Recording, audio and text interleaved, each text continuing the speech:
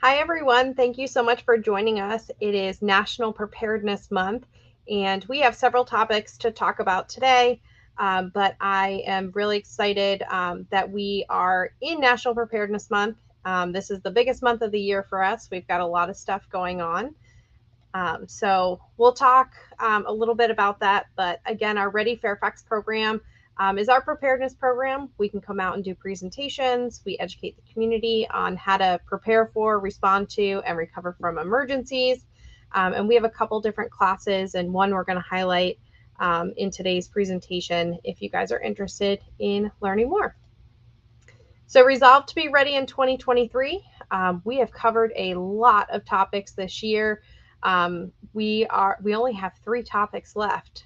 So this month we're going to talk about See Something, Say Something, and then the Until Help Arrives program. So these are things that you can do directly as a resident, either of Fairfax County or wherever you live. These are just action steps that you can take to help us be more prepared. In October, we'll talk about recovery. And then in November, we're going to talk about mitigation. And then in December, we will round out the year by talking about how to make a neighborhood plan. So how to get some of your neighbors and your community involved directly in being part of your emergency plan, but also being able to take care of yourselves during an emergency or disaster. So the workshop goal today is really just to educate you on meaningful things that you can do, so actions that you can take. And we come out and we do these presentations all the time. So again, if you guys are interested in having us come out, whether it's in person or virtually, we're happy to come out and do those. So today we're going to talk about National Preparedness Month, and then See Something, Say Something, and then Until Help Arrives. So getting right into it. So why do we even have National Preparedness Month? So I'm sure all of you guys are well versed on September 11th. And in 2004, FEMA launched a campaign now known as National Preparedness Month, so that we can highlight the importance of being prepared. 9/11 is also a day of service. So if you are looking for something to do, we say it's a day on, not a day off. So if you just take the time, take a few minutes, talk to someone about being prepared for emergencies, see if they need you to be part of their plan. This is a great time for you to ask if they could be a part of your plan. And remember the lives that we lost, but also take the time and prepare yourself. So you never know when you're going to encounter an emergency or a disaster or when it will affect you. So this is why we want to highlight to prepare now and be prepared if anything does happen. So this year, the theme from FEMA is older adults. So the campaign is Take Control in 1, 2, 3. So it's going to really focus on older adults, although we will be highlighting things for everyone throughout the month. So whether it's preparing your family or youth, we're going to be talking about all of that. But the FEMA theme for the month is National Preparedness Month, is Take Control 1, 2, 3. So what does that mean? So the call to action and the actions that you can take. So assess your needs is number 1. What do you need to be successful if you are affected by an emergency or disaster? Do you take medication? Do you have a mobility issue? Do you have a pet or a service animal? These are all the different things that you would want to consider in putting together your emergency plan, which number 2 just happens to be make a plan. So tailor your emergency plan and your kit to fit your needs. So if you do have a mobility issue and you need help evacuating, or you need an accommodation of somewhere to stay because you can't use stairs, or you might not be able to walk far, what are you doing in your plan to kind of accommodate for those types of things that you need to consider? In your plan, do you have any medical equipment that you need? This is one of the things, that you want to make sure that you have ahead of time. You have enough supplies. So putting together that kit, making sure all of your information is written down, just in case if you need anything and you can't get back to your house, what is in that kit, or what supplies would you need? Where do you get them? How do you get them? Do you have the doctor who prescribes them? All of these things are really much easier to think about ahead of time than trying to figure out during an emergency when you're dealing with a lot of stuff. So the third call to action is engage your support network. So who's going to be there to help you? How can they help you? The best thing that you can do is be direct and tell people exactly what you need. Don't assume that someone knows just because, they might be a friend or a family member. Be direct and tell them how they could best help you. And if there's something specific that you need to teach them, such as using a device or, helping with any medical equipment, make sure that you take the time to show them ahead of time. That way we're not trying to learn in the middle of an emergency. So there's a lot of different things to consider too. How will you communicate during an emergency? So if, do you have a plan? Do you have a text thread? Do you have an out of area contact? Do you have social media? How are you going to communicate your emergency plan with the people that are part of your plan? And if you need help, who is there regularly to help you? But if they're on vacation, who's your backup person? Also, planning for pets and service animals. Pets and animals, no matter what they are, they need an emergency kit too. So, over the past couple of weeks, we supported the Clear the Shelter event, and all the new adopted animals were going home with emergency preparedness starter kits. And it gave information on how to put together an emergency plan for your pet, how to locate pet-friendly hotels, make a list of them, how to, kind of make a plan. Like if you aren't there, do you have a neighbor that has a key that could help your dog or cat or bunny, whatever animal you have. So making sure that you have a plan for that. We also have a great tool called Community Connect, where you can actually sign up, and it is based on your address. And you can add in the information if you have a mobility issue, if you have any pets, if you have children, anything that first responders might need to know if they were dispatched to your specific address. And these are just things that are there to aid you and aid the first responders in the response. So the more information you can give them up front, the better it is. So you can find that information online.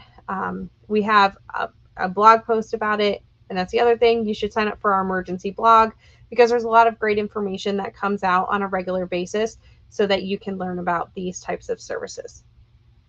The other thing that we would like you to do is keep copies of your medication, your insurance cards, copies of any, critical medical records of things that you might need. Put these with your medication and your supplies. And especially make sure you have batteries and chargers so that you can use your supplies. We also have to consider if the power goes out, how are you going to be able to use those supplies that, that might need power. So building your kit, so we're talking about this. So make sure that you have contact information for your durable medical equipment. So this is one thing that we have encountered over several years. People don't know the information for their durable medical equipment. So if you could put that all together ahead of time and make sure you have it written down, the model number is super important because there might be several iterations of the same device. But if you have model A and we can only get you model D, where are we on that spectrum? What are the differences? Does it meet your needs? Because sometimes it won't meet your need. So having all of that information ahead of time is super important, and it makes things go faster. And then also contact information for people and caregivers. So in case you have any nursing staff that comes in, or you have a visiting nurse, you go to dialysis, make sure you have all that contact information written down, especially if you evacuate or you don't have power or your cell phone isn't working, and you need to contact those individuals or have first responders contact those individuals. Having it written down so you can give it to someone to make that phone call makes it a lot smoother and a lot easier. So we're going to move on to See Something, Say Something. This is also a national campaign.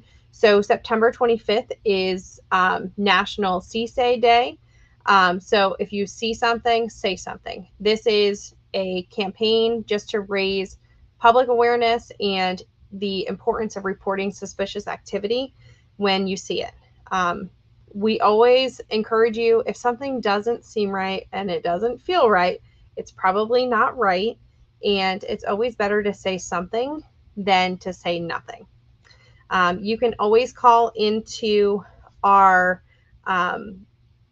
non-emergency number if it's not a true emergency. You can always, call in, and that number is 703-691-2131. And you can report the activity. They'll send someone out to take a look, and they will look into it. So what is suspicious behavior? There's a lot of different things that could be categorized as suspicious behavior, and I have some more examples coming up. But it could be like when you're at an airport, an unattended bag. If someone drops a backpack and they leave a backpack in the middle of a crowd, or they just drop a backpack and they walk away, it's kind of odd. So make sure you're kind of looking around and you're aware of your surroundings. So that would be, something that wouldn't look right to me, and I'd probably call or report it to a police officer or a security guard, someone that might be able to take a look and see what it is. If someone's acting suspicious, if they're asking questions about a building or how it operates, where the security guards are, anything beyond like normal curiosity would probably raise a red flag. So anyone who's like asking kind of weird questions, don't feel obligated to answer them, but it's always great if you report it so that authorities can look into it. So these are some other examples just of things that could happen. Photography, like people taking pictures of buildings that really shouldn't be there or shouldn't be taking pictures of them. People who have made a threat, whether it's online or in person. So always try and capture all of that information. If it's online, take screenshots, take a picture. If someone is, just kind of acting strange, try and capture or write down as much information as you can to give authorities. The more information you give them, the better it is. If something seems too good to be true, especially when it comes to financials, if you pay me X, I'll give you Y. And it's kind of, weird, but you're like, let me try it. It's probably not a great idea. They are probably trying to get information from you. The more information you give them, the more susceptible you are to being, part of a cyber attack or someone misusing your information, opening credit cards, getting access to your bank.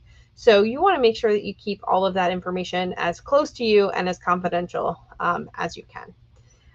If someone has weapons or they're talking about weapons, the improper use of weapons, or even, strange or unusual material, maybe it's a burner phone or something that just looks off, go ahead and report it. It's, no harm in reporting it if you can make sure that that person doesn't go through with their threat or what they're thinking. It's always kind of worth it to do that. So always report your activity. Again, here's that Fairfax County number. There is also an app in Virginia that you can use through Virginia State Police to report your activity as well. So, and here's the phone number on the screen for the Virginia State Police. So what can you give the people, as you're reporting, what can you give them? Who did you see? What did you see? When did you see it? Where did it occur? And why is it suspicious? So all of these things, and I know it might seem like a lot of information, but just answer their questions and give them as much detail. And if you have any pictures or if you have screenshots, make sure that you're able to provide those. So module 3, until help arrives. So Fairfax County does have several different trainers to teach the Until Help Arrives program. We do have a little video to show you a little bit about what the program is, and then we'll talk about how you can request your training and why the program is beneficial and why we teach it here.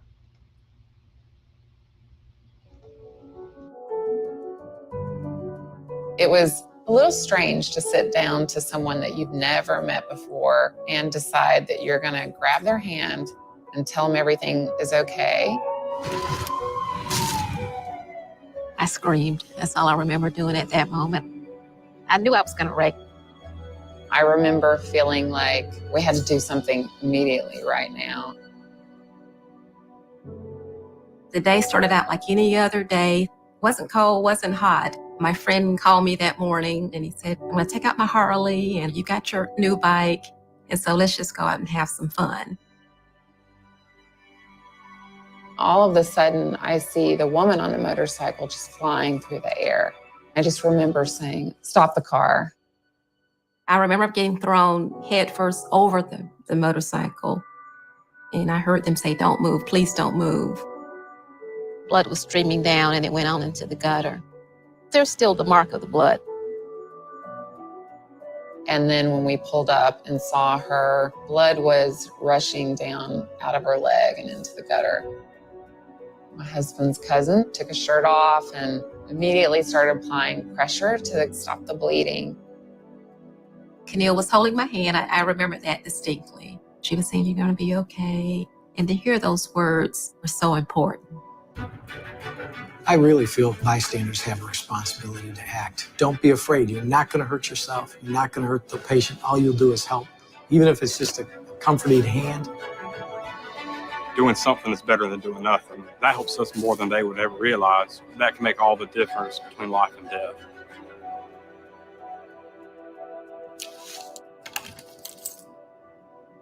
If you imagine yourself in a situation where you've been in an accident, you're vulnerable, you're frightened, think about what you would want.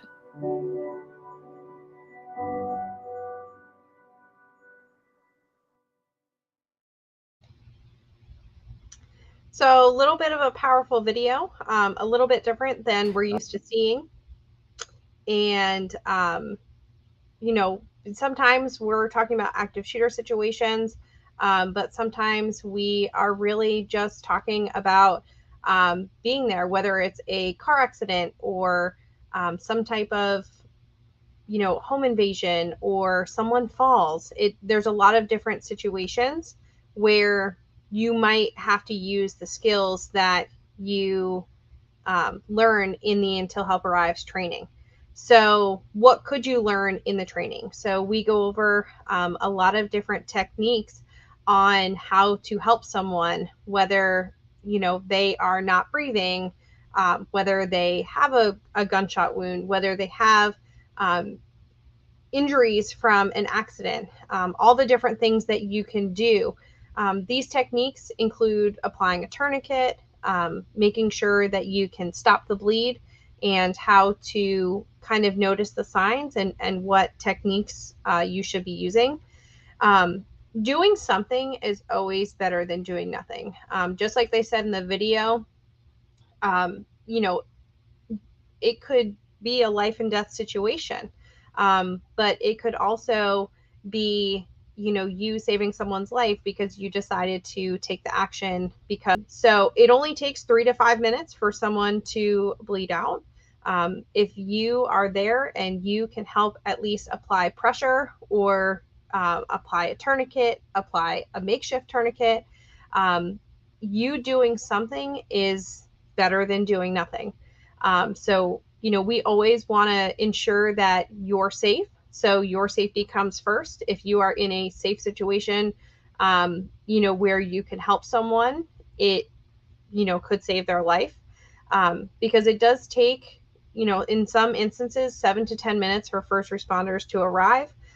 In Fairfax County, the response time is a little bit less, but depending on what's going on, it could take, you know, a little bit of time for those folks to get there. So we always want you to call 911, help, you know, stop the bleed if you can, position the injured person, so that, you know, if they're in harm's way, getting them out of harm's way. And part of the program is we teach you how to move those people, how to use the right techniques, how to recognize, when someone does need to be moved or they need, further assistance. So there's a lot of different things that we teach here, and you can request those presentations on our website. We have a presentation request button, and we'd be happy to do it. It is about between a 2 and 3 hour training, depending on how many people you have, because we do have a classroom portion, but we also have a hands-on portion. So everything that we teach you, before you leave there, you're going to practice it. So you're going to come away with real techniques that you can go and, you can use today.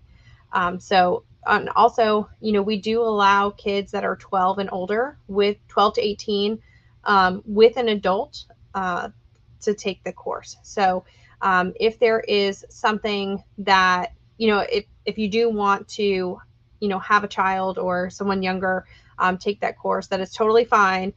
You will just need to accompany them, so that, there are some graphic things that are shown in the video. So, it's really great that, we're able to offer this.